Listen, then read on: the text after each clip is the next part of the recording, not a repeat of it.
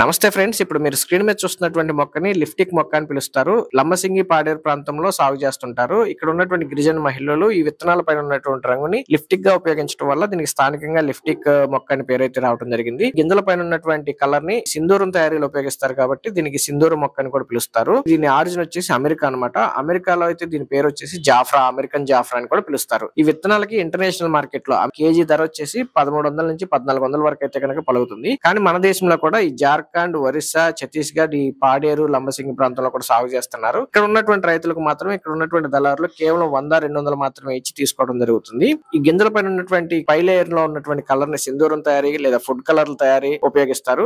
గింజల నుంచి ఆయిల్ తీసి దీన్ని ఈ విటమిన్ టాబ్లెట్లు తయారు చేస్తారు. దీని ఆకుల నుంచి ఈ పాము కాటికి, కామెర్లకి మందు అయితే తయారు చేస్తారు. ఈ మొక్క కంప్లీట్ గా అన్ని రకాల కూడా మంచి మెడిసినల్ వాల్యూస్ ఉన్నటువంటి మొక్క. ఈ మొక్క గురించి నేను తెలుసుకున్న సమాచారం అయితే మీకు తెలియజేశాను. వీడియో నచ్చినట్లయితే లైక్ చేయండి, షేర్ చేయండి. Thank you.